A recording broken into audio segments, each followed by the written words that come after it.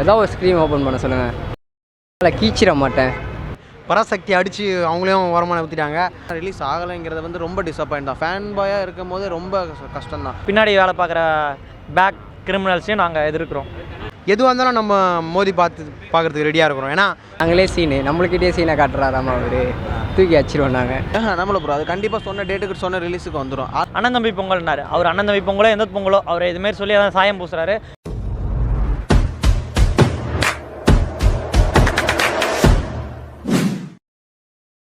ஜனநாயகன் படம் வந்துட்டு நாளைக்கு ரிலீஸ் ஆக வேண்டியது, அது எப்படி பார்க்குறீங்க? ஆனால் ரிலீஸ் ஆகாமல் போயிடுச்சு. நாளைக்கு காலை தான் தீர்ப்பு வேறு வருதுன்னு சொல்கிறாங்க. என்னவா வரும், எந்த ரேட்டில் ரிலீஸ் பண்ண போகிறாங்க?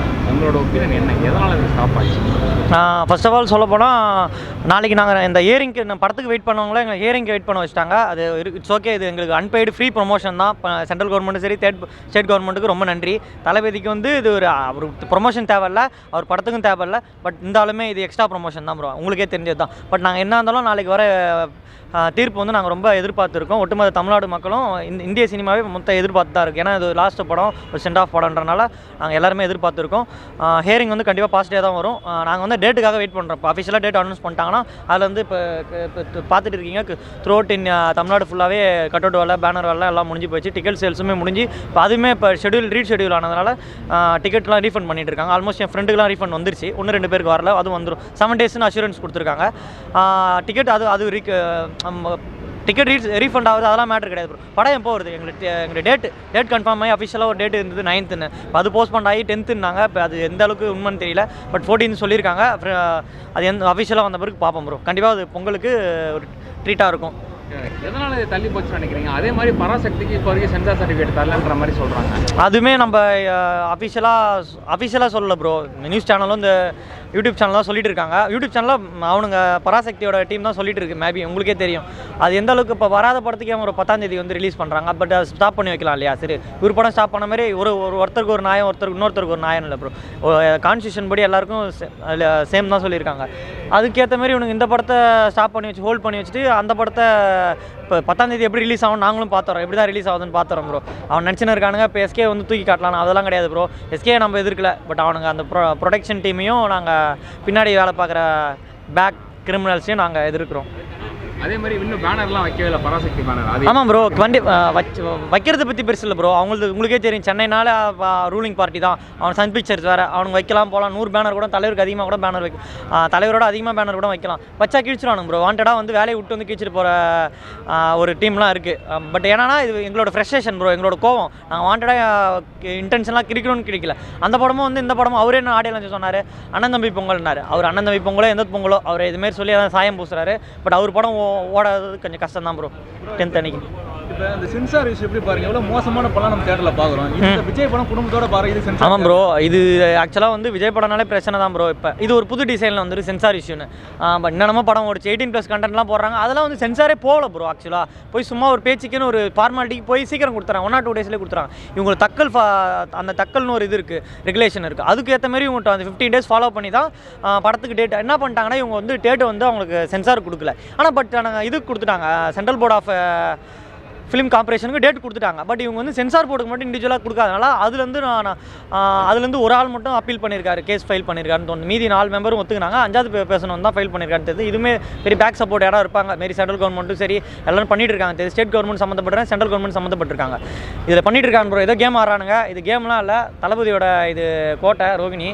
இதில் படம் ஓடுறதுக்கு நாங்கள் வெயிட் பண்ணுறோம். ரோகிணி மட்டும் இல்லை, தமிழ்நாடே தளபதி கோட்டை தான். தமிழ்நாடு மட்டும் இல்லை, சொல்லிகிட்டே போகலாம் ப்ரோ. இந்தியா, உலகம், வேர்ல்டு எல்லாத்துமே தளபதியே கிரேஸ் இருக்குது. ஒன் மேன் கிரேஸ் தான் ப்ரோ, அவ்வளோதான். அதே மாதிரி கலெக்ஷன் எவ்வளோ பண்ணணும்னு நினைக்கிறீங்க? இப்போ யூஸ்வலாக ரிலீஸ் பண்ணியிருந்தாங்க, நாளைக்கு பண்ணால் கொஞ்சமாக தான். அதான் ப்ரோ, இப்போது நிறைய பேர் இதை பற்றி பேசுவாங்க. அதை எப்படி இருக்கும், எவ்வளோ கலெக்ட் பண்ணணும்னு நினைக்கிறீங்க? அதான் ப்ரோ, அவங்க வந்து ப்ரொடக்ஷன் டீம்லேருந்து அவங்க ஒரு ஷெடியூல் போட்டு வச்சிருப்பாங்க. 9th ரிலீஸ் பண்ணால் ஒரு 10 days கவர் பண்ணிடலாம். ஹாலிடேஸ் வருது, பொங்கல் ஹாலிடேஸ் வருது, கவர் பண்ணிடலான்னு பார்த்துருப்பாங்க. இவங்க அதை பிரேக் பண்ணுறது தான், அந்த ஒரு கலெக்ஷனை பிரேக் பண்ணுறது தான். பராசக்தியை மட்டும் விட்டுட்டு இதை கொஞ்சம் ஒரு 14ஆம் தேதி 15ஆம் தேதி மேபி அதுக்கு தான் இவங்க அந்த ஃபோக்கஸ் பண்ணி டார்கெட் இன்டென்ஷனாக ட்ரிகர் பண்ணுறாங்கன்னு நினைக்கிறேன் தலைவர் படத்தை. பட் பண்ணட்டும் ப்ரோ. என்றைக்காக இருந்தாலுமே நீங்கள் ஃபெஸ்டிவல் டைம்லாமே விஜய் படம் ஓடு பார்த்துருக்கீங்க. இந்த பீஸ்ட்லாம் பாருங்கள் அப்படி தான் அந்த கோவிட்டில் வராமல் போய் அதில் வந்து இது பண்ணி விட்டாங்க. ரொம்ப தள்ளி தான் ஏப்ரல் மாதம் விட்டாங்க. ஏப்ரல் 14 வந்து அது ஒன்றுமே இல்லை, அந்த ஒரே நாள் தான் ஃபெஸ்டிவல் டே. அதிலே ஓடுன்னு ஓடிச்சு. எக்ஸாம் டைம் அவங்க வரமாட்டாங்க, செமஸ்டர் டைம் இவங்க வரமாட்டாங்க சொல்லிட்டு அது ஒன்று விட்டாங்க. அதுக்கு ஒரு பிரச்சனை பண்ணிங்க. அதுவுமே நாங்கள் பார்த்துட்டு யூஸ்வல் காவலம் டைம்லேருந்தே பார்த்துட்டு இருக்கோம். விஜய் படத்தை 80s 90s இப்போ 2026 வந்து நிற்கிறோம்.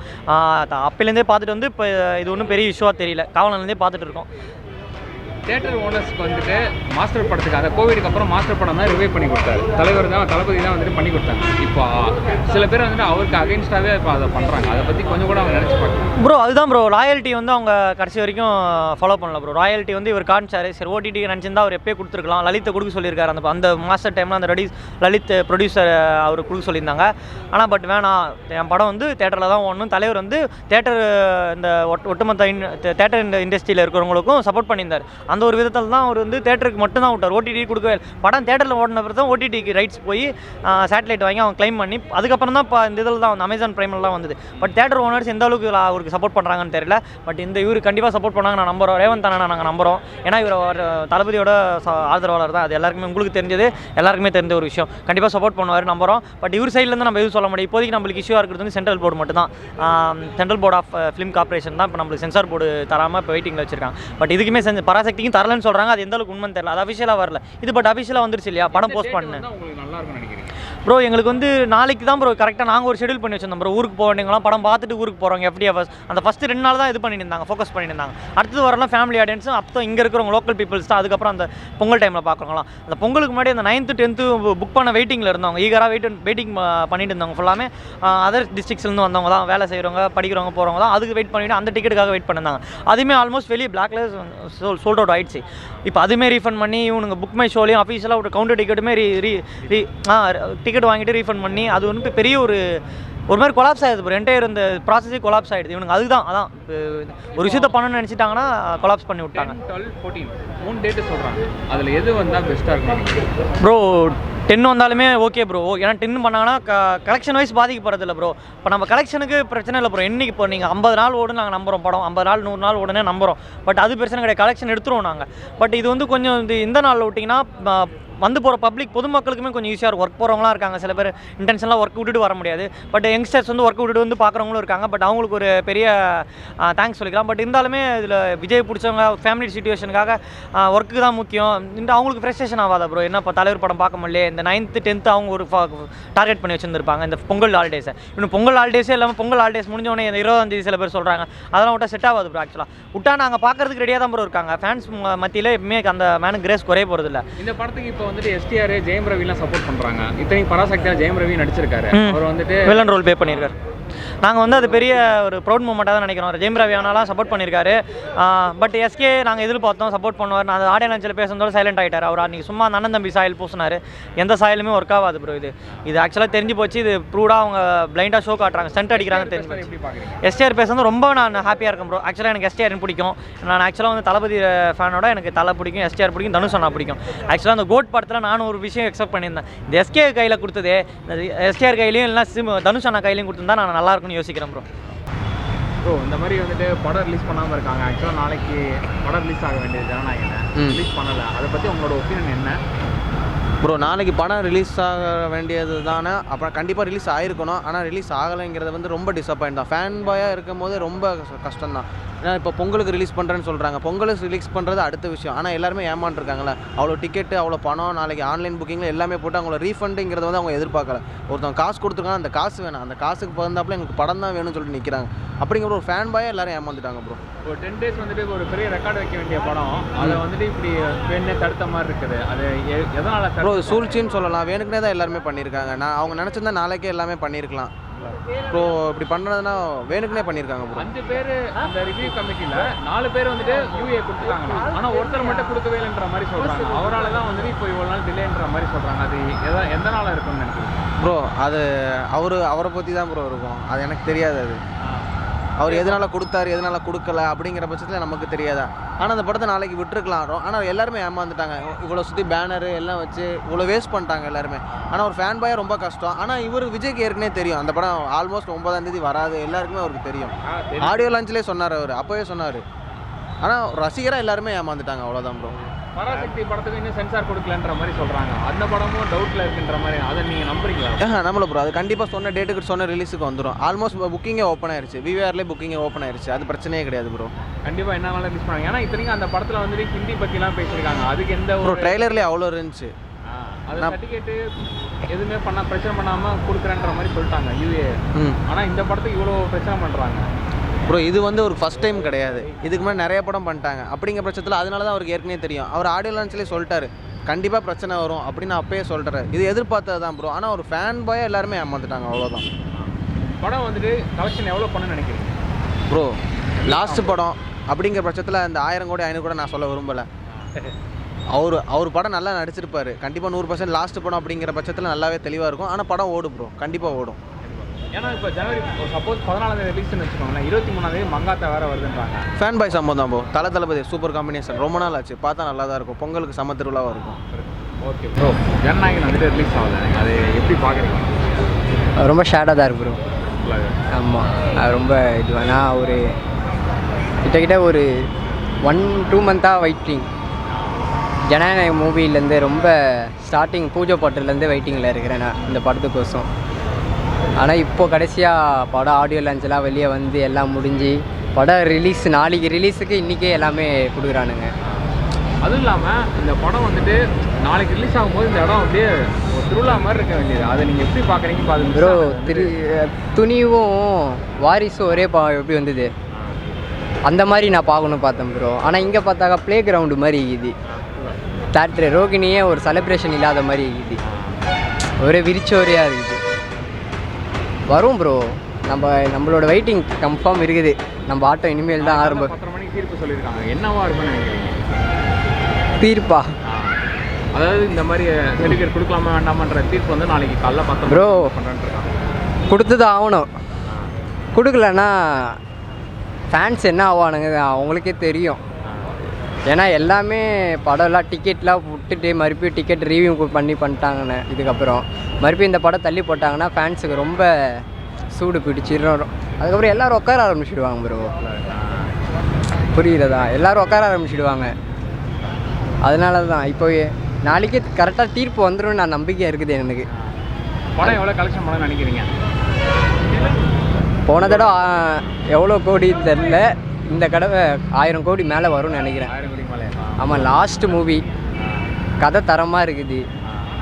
தலைவர் சீனா அதில் இருக்கிறாரு. இதில் வேறு லாஸ்ட் கம்மிங் வேறு கொடுக்க சொல்கிறாரு. அது என்னன்னு தெரியல. பராசக்தி ஆக்சுவலாக சனிக்கிழமை ரிலீஸ் ஆக போகிற படம் 10ஆம் தேதி. ஆனால் இப்போ அதுக்கு சென்சார் சர்டிஃபிகேட் வந்து கொடுக்கலன்ற மாதிரி சொல்கிறாங்க. அதை நீங்கள் எப்படி பார்க்குறீங்க? பராசக்தியெல்லாம் ஒரு படமே இல்லை சொல்லுவேன். சிவகார்த்திக் படம்லாம் ஒரு படமே இல்லை. ஏன்னா அவர் கையில் கண்ணை கொடுத்துட்டு அந்த கண்ணை எடுத்து நம்மளை இது பண்ணுறோம் அப்படின்றதில்ல. அதே கண்ணை தூக்கி நாங்கள் தூக்கி அடிக்கிற 2 நிமிஷம் ஆகாது. தூக்கி நம்ம ராக்கி மாதிரி தூக்கி அடிக்கிற 2 நிமிஷம் ஆகாது, தூக்கி அடிச்சிருவோம். ஜனநாயகன் படத்துக்கு வந்துட்டு எஸ்பிஆர் ஜெயம் ரவி, அதாவது பராசக்தியில் நடிச்ச ஜெயம் ரவியே வந்துட்டு சப்போர்ட் பண்ணியிருக்காரு. என்னைக்கு வந்துட்டு படம் ரிலீஸ் ஆகுதோ அன்றைக்கி தான் பொங்கல்ன்ற மாதிரிலாம் சொல்கிறாங்க. ஆனால் சிவகார்த்திகேயன் வந்துட்டு அண்ணன் தம்பி பொங்கல்னு ஆடியோ லான்ச்சில் சொல்லிட்டு இந்த படம் ரிலீஸ் ஆகாததுக்கு ஒரு ட்வீட்டு ஒரு எதுவுமே போடாமல் அவரோட அனௌன்ஸ்மெண்ட் கூட எதுவுமே கொடுக்காம இருக்காரு. அது நீங்கள் எப்படி பார்க்குறீங்க? அதுதான் ப்ரோ, எல்லாமே பொலிட்டிக்கல்ஸு பின்னாடி இருக்குது. ஓகேங்களா? எல்லாமே பொலிட்டிக்கல்ஸ் தான் பின்னாடி. அவர் பின்னாடி இவன் எப்படி இருக்கிறான்னு தெரிஞ்சுக்கணும்ல. தப்பு தான் பண்ணுறது. பராசக்தி ட்ரெய்லரே 3.5 நிமிஷம் ப்ரோ, அதுவே ரொம்ப ஸ்லோவாக போன மாதிரி இருக்குது. அது நீங்கள் ப்ரோ, அது 90 கிஸ் படம் ப்ரோ. போகிற ரோட்டில் இருக்க தாத்தாங்களுக்கு தான் காட்டணும். நம்மக்கிட்ட 2K கிட்டலாம் காட்ட முடியாது ப்ரோ. அதெல்லாம் என்ன படம்னு பார்க்காம போயிடுவானுங்க. இன்டர்வெல்லையே காலி ஆகிடுவானு ப்ரோ பாதி பேர்லாம். படமே நல்லா இருக்காது ப்ரோ.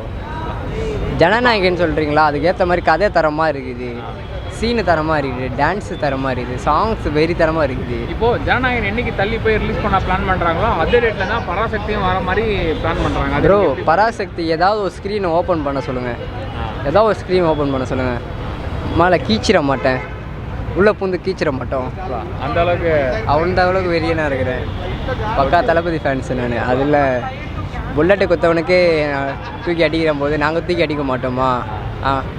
நாங்களே சீனு நம்மளுக்கிட்டே சீனை காட்டுறாராமா அவர், தூக்கி அடிச்சிருவோம் நாங்கள்.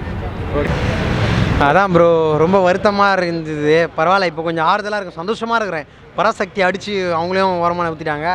ஆனால் இதுக்கு பின்னாடி ஏதாவது சதி இருக்குமோன்னு தோணுது. ஏன்னா இவரோட படத்தை வந்து நம்ம கூட தான் கிளாஸ் ஒன்றுன்னு வெயிட் பண்ணுறாரா, இல்லை உண்மையாகவே அவங்களுக்கும் சென்சார் கிடைக்கலையா அப்படின்ற சந்தேகம் எங்களுக்கு இருக்குது. பட் ஆனால் எதுவாக இருந்தாலும் நம்ம மோதி பார்க்குறதுக்கு ரெடியாக இருக்கிறோம். ஏன்னா தளபதிங்கிறது ஒரு பிராண்டு. அந்த பிராண்டை வந்துட்டு ஒன்றுமே தொட்டு கூட பார்க்க முடியாது அவர் இமேஜை. ஸோ அதனால் எனக்கு இவர் சொன்னார் எஸ்கே இந்த மாதிரி இது அண்ணன் தம்பி பொங்கல்ன்ட்டு, இது அண்ணன் பொங்கலும் இல்லை தம்பி பொங்கலும் இல்லை அப்படிங்கிற மாதிரி ஆகிட்டானுங்க கடைசியில். சென்சார் ஏன் இந்த படத்துக்கு இவ்வளோ இழுத்து அடிக்கிறானுங்கன்னு தெரில. இது வரைக்கும் எனக்கு தெரிஞ்சு அண்ணன் தம்பி பொங்கல்னு சொன்னாங்கல்ல, ஏன் சொல்கிறேன்னா இப்போ எஸ்டிஆர் அந்த பராசக்தி படத்தில் நடித்த ஜெயம் ரவி அவங்க எல்லாருமே வந்து ஜனநாயகன் படத்துக்காக சப்போர்ட் பண்ணுறாங்க. ஆனால் எஸ்கே வந்துட்டு எந்த ஒரு டியூட்டுமே போடலை, எந்த ஒரு இதுவுமே சொல்லலை. அதை எப்படி பார்க்குறீங்க? அதுதான் ப்ரோ, ஒரு மேடையில் வந்து சொன்னதுன்றது வந்து ஓகே தான். ஆனால் இப்போது ஒரு இண்டஸ்ட்ரியில் இருக்கிற பல பேர், ஒரு டேரக்டர்ஸ்லேருந்து ஒரு ஆக்டருங்க, ரவி மோகன் முதற்கொண்டு அந்த படம் பராசக்தியில் நடித்த ரவி மோகன் அண்ணன் படம் வந்தால் தான் அது பொங்கல் ஃபெஸ்டிவல்னு சொல்கிறாரு. அப்போ அவருக்கு உண்மையாகவே அவருக்கு ஒரு எண்ணம் இருக்குல்ல, அண்ணனுக்கு சப்போர்ட் பண்ணணும். சிபி சத்யராஜ் அவர்லாம் உண்மையாகவே பாராட்டணும் ப்ரோ.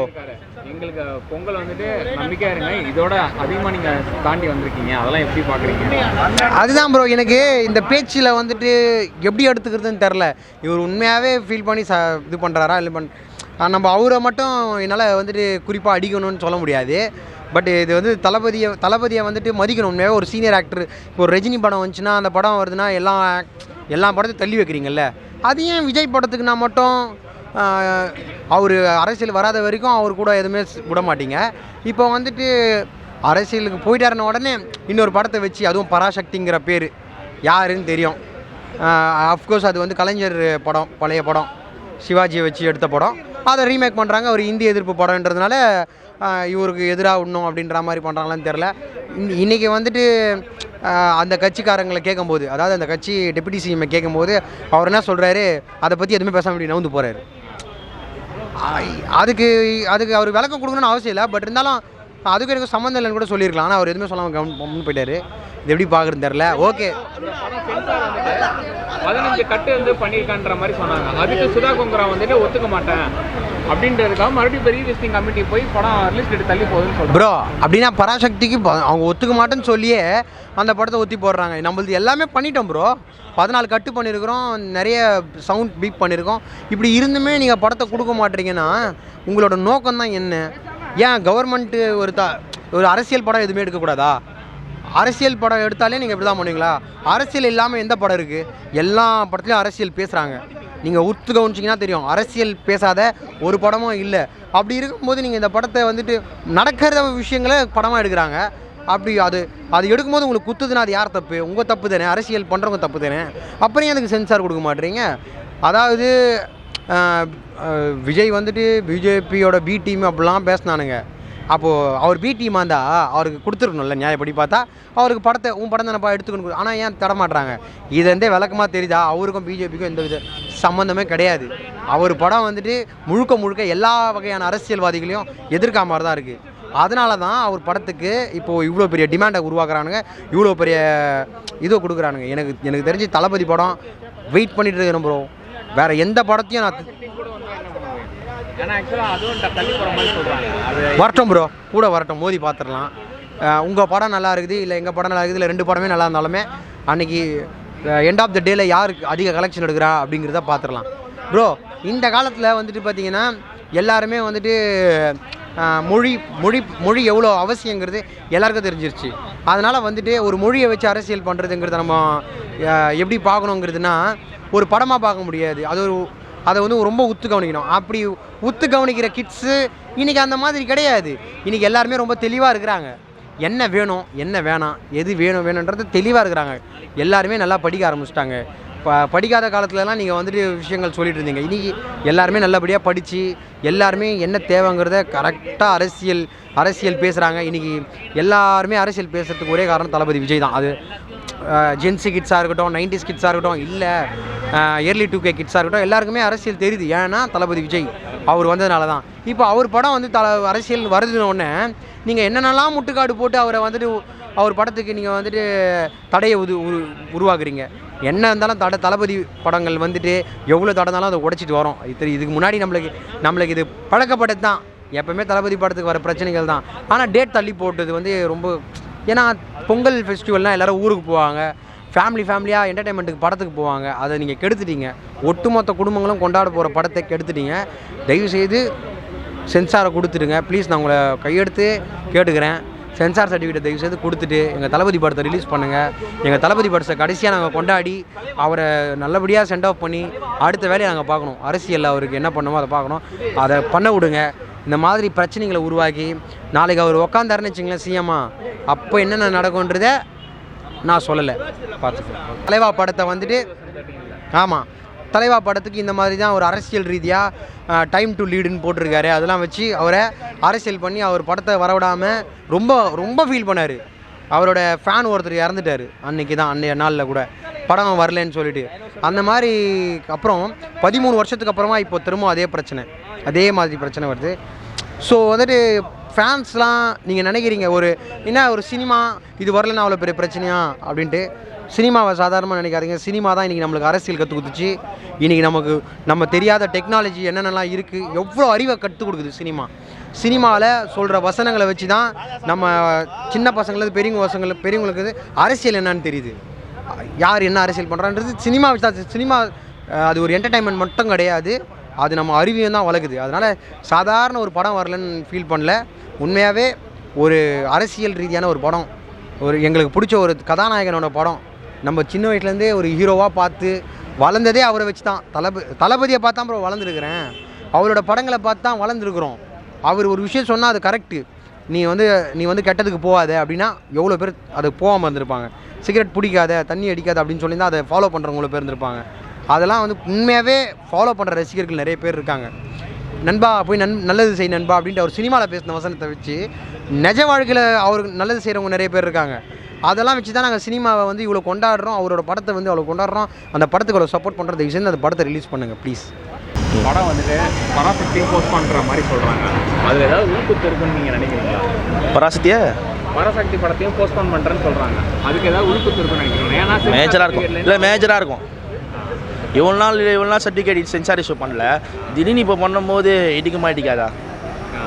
அதுதான் ஹைப் ஏற்றுறதுக்காக பண்ணுறாங்களா இல்லை ஜனநாயகனோட விடுறதுக்காக பண்ணுறாங்களா?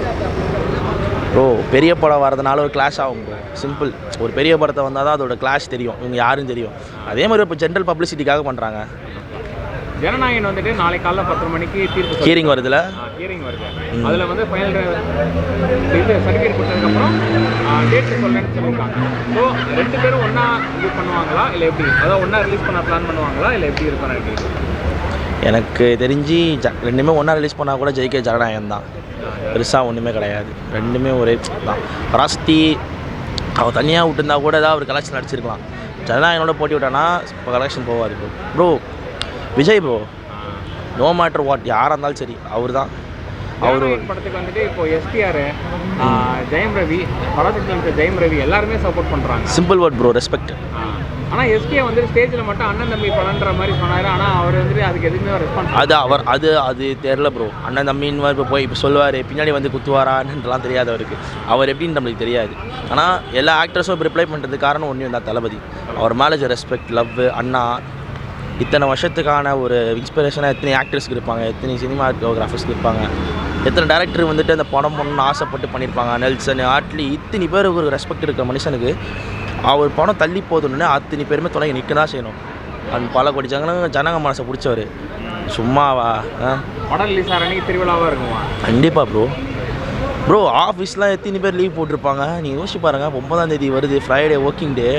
ஆஃபீஸ் லீவ் போட்டு கூட வந்து தளபதி படம் பார்க்குறோன்னு நினைக்கிற எத்தனை பேர் இருப்பாங்க. அவனுக்கு ஒரு டிசப்பாயின்மெண்ட்டாக இருக்கும்.